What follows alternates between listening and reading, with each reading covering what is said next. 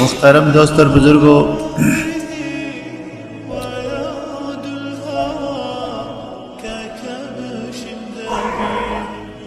قرآن شریف اور فرقان حمید کی اس آیت مبارکہ کے اندر اللہ رب جلالہ فرماتے ہیں کہ جو اللہ کے ولی ہوتے ہیں، اللہ کے دوست ہوتے ہیں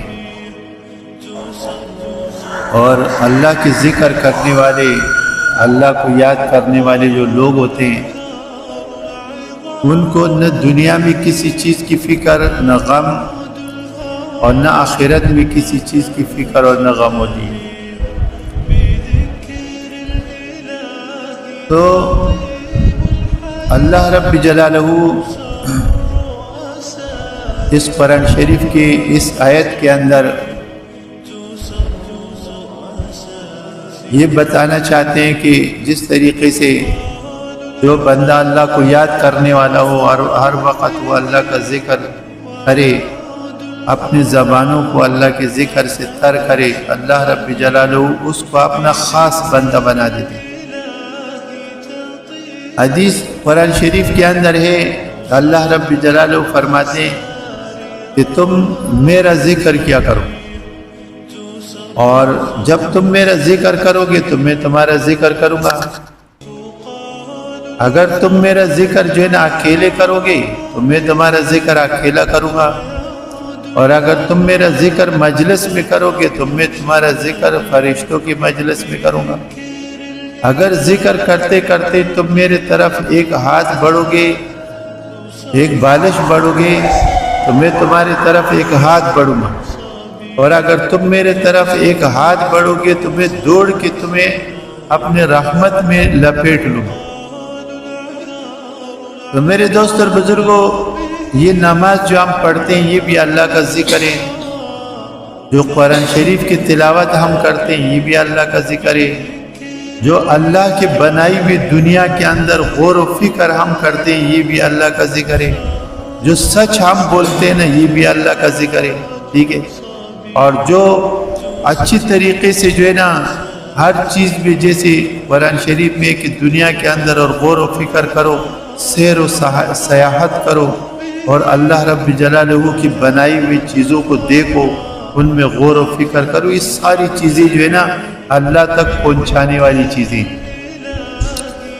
تو آج کے درس کے اندر جو کام آپ کے لیے لے کر آیا ہوا ہوں، جو بیان لے کر آیا ہوا ہوں، وہ غوث الاعظم اور سرتاج الاولیاء، ٹھیک ہے، حضرت پیرانی پیر شیخ عبد القادر جیلانی سب کو رحمت اللہ علیہ کے بارے میں۔ ساتھی جو ادھر بیٹھے ہوئے نا ادھر آ جاؤ، سارے میرے سامنے آ جاؤ نا یار، ادھر آ جاؤ، آپ تو ادھر ہی آ جائے بھائی، ادھر وہ بھی ادھر آ جاؤ نا یار۔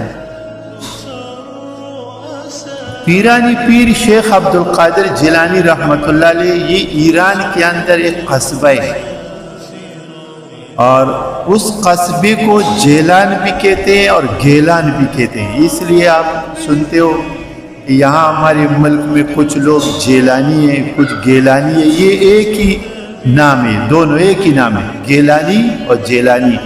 اس قصبے کو گیلان بھی کہتے ہیں، اور اس کے جو رہنے والے ہیں اس کو گیلانی کہیں گے، اور اس کو جیلان بھی کہتے ہیں، تو جو وہاں کے رہنے والے ہوں گے ان کو جیلانی کہیں گے۔ تو دونوں لفظ جو ہے نا تقریباً قریب قریب کے اور ایک ہی قصبے کا نام ہے دونوں۔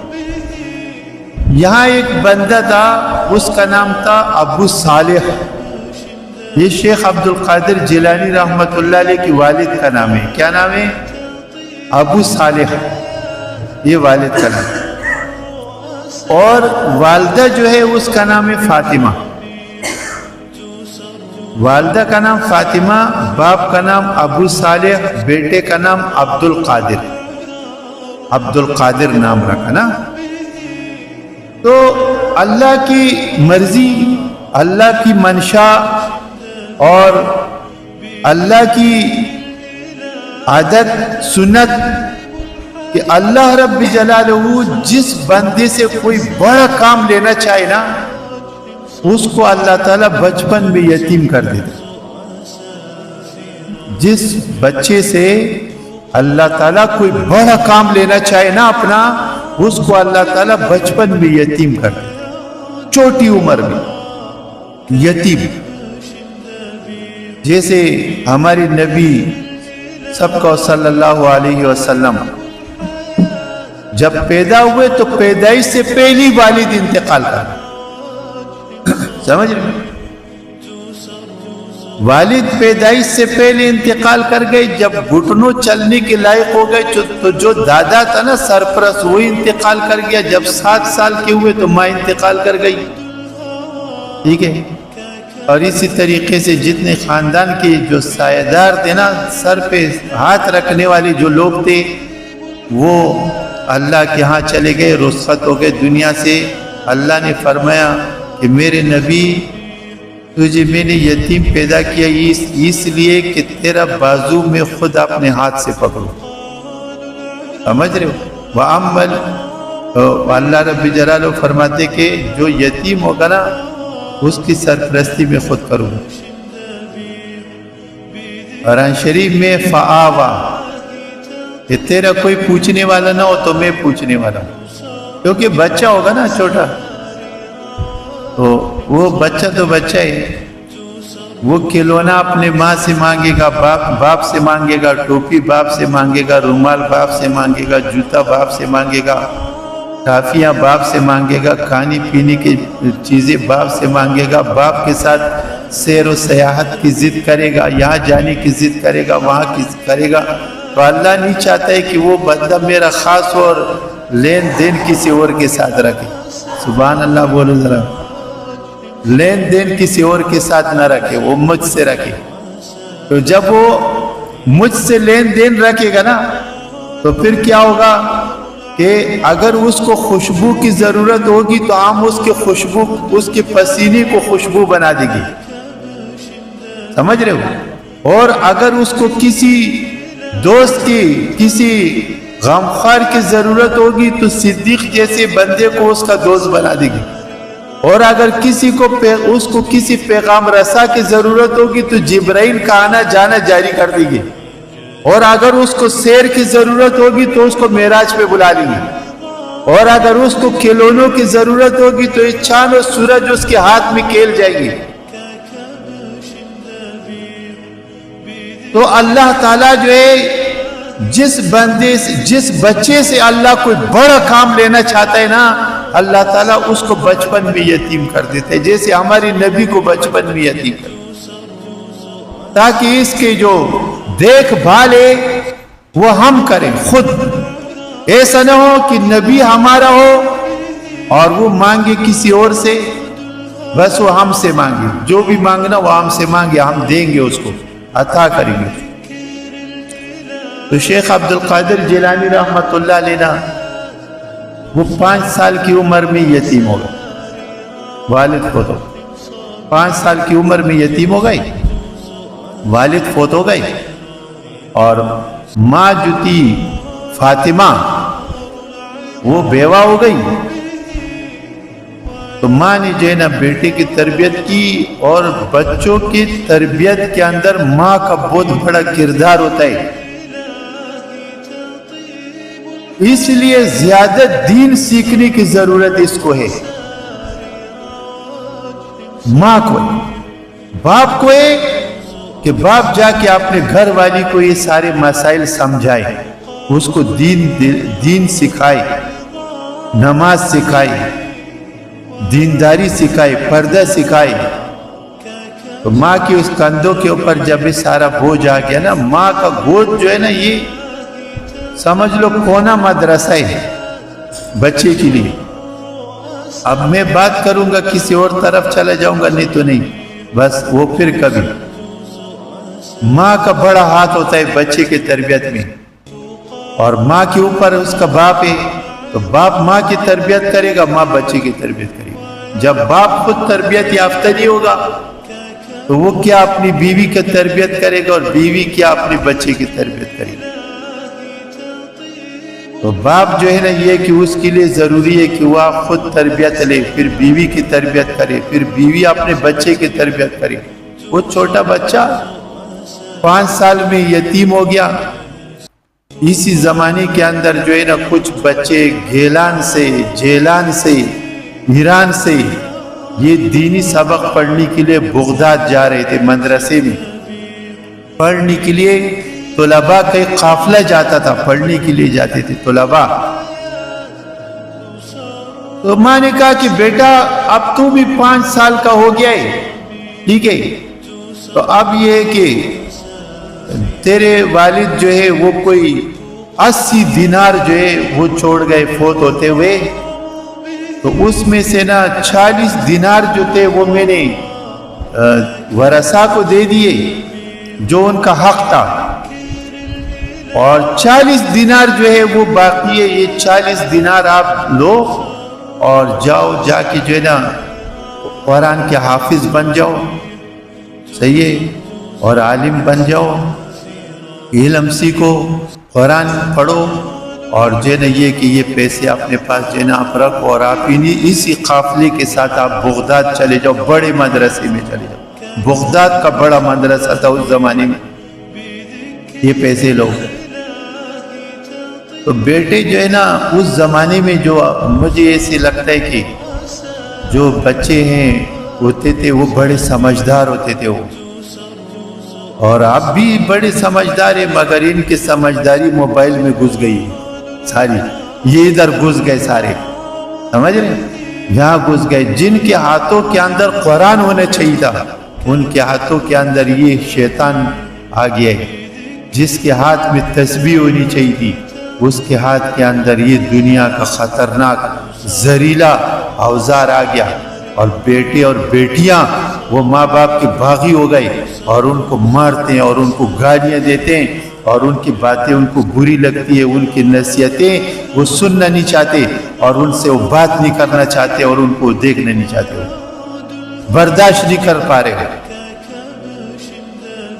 تو اگر آپ نے کسی کو مدرسے میں الف بے پڑھایا نا تو پھر بھی وہ آپ کو کچھ نہ کچھ ادب دے دے گا، لیکن جو باہر کی دنیا ہے تو بالکل بھی نہیں دے گا۔ اس کے لیے یہ اہم ہے، ماں باپ نہیں۔ موبائل اور اس طرح کی شیطانی چیزیں اس کے لیے زیادہ معنی رکھتی ہیں، ماں باپ معنی نہیں رکھتے زیادہ۔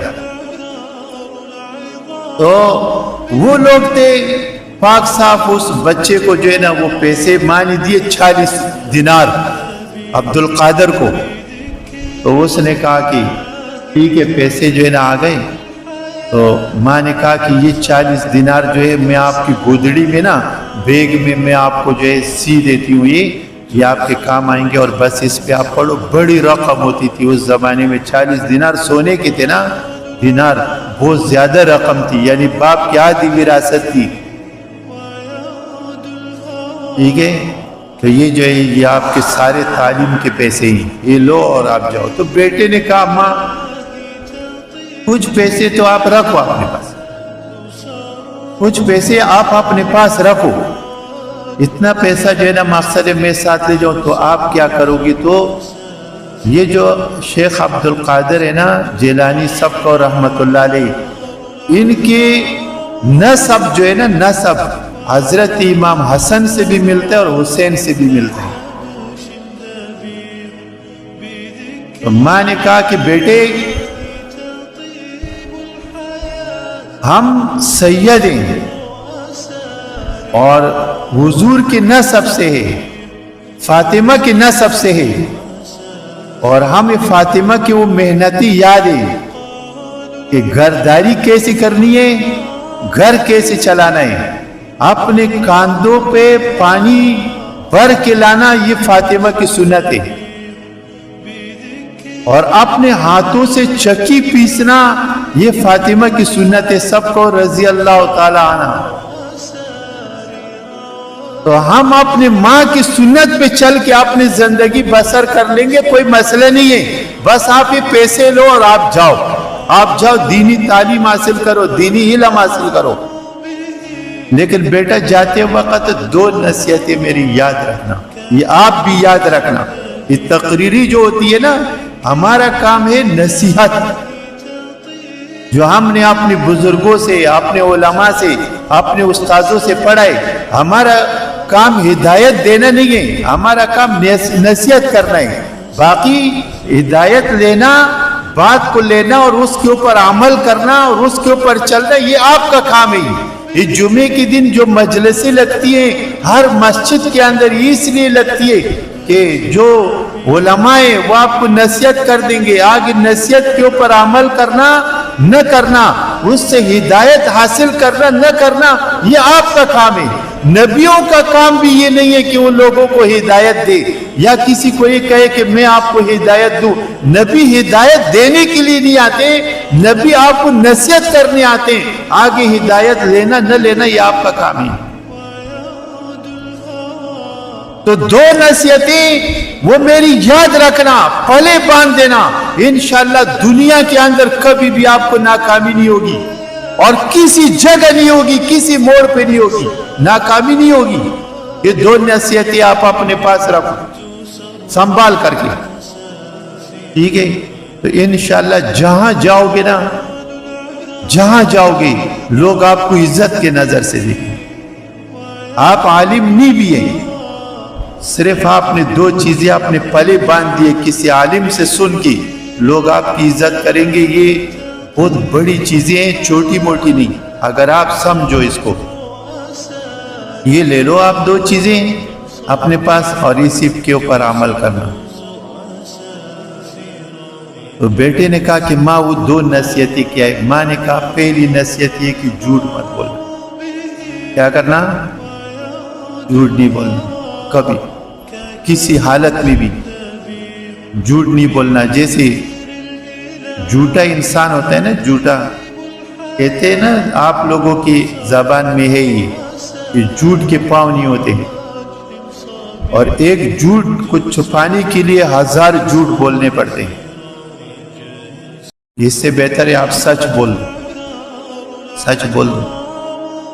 سچائی کے اندر اللہ تعالیٰ نے کمالات رکھے ہیں، بھلے جان چلی جائے جھوٹ نہیں بولے۔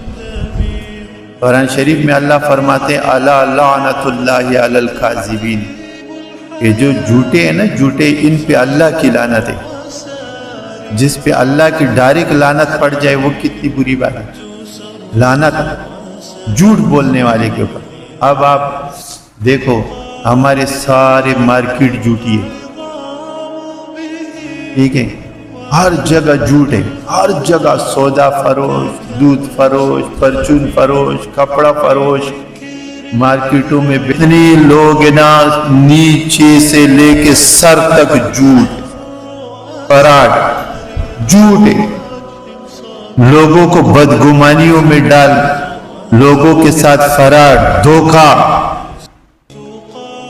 بیچنا کچھ دکھانا کچھ، ٹھیک ہے؟ سمجھ رہے ہو نا میری بات؟ جیسے آپ ابھی دیکھو کہ ایسے ایسے اللہ کے، اب آپ نہ بولو کہ یہ عذاب ہے، آپ نہیں بولو، لیکن یہ کہ عذاب تو ہے یار، ٹھیک ہے؟ آپ بولو نہیں بولو وہ آپ کی مرضی ہے، ٹھیک ہے؟ بے موسم طوفان، بے موسم طوفان، بے موسم زلزلے، اور گرمیوں کے الگ عذاب اور سردیوں کے الگ عذاب، فصل تباہ، گھر تباہ، مویشی ڈوب گئے، لوگ برباد ہو گئے، ان کے گھر بار، فیکٹریاں، مال سب غرق۔ سمجھ رہے ہو؟ یہ کیوں؟ اس لیے ہر گھر میں ماں باپ کے نافرمان پائے جاتے ہیں، علماء کے نافرمانی، جھوٹ اور کذب بیانی عام۔ اتنا صورتحال خراب ہو گیا کہ آپ اپنے سکے بیٹے پہ نہ بھی یقین نہیں کر سکتے کہ یہ جو بات کہہ رہا ہے یہ سچ ہوگا یا جھوٹ ہوگا، کہ کہیں مجھے دھوکہ اور فراڈ تو نہیں دے رہا اور یہ صحیح ہے۔ جب حالات اتنے خراب ہو جائیں پھر آپ تیار رہو، کسی بھی آفت کے لیے تیار رہو۔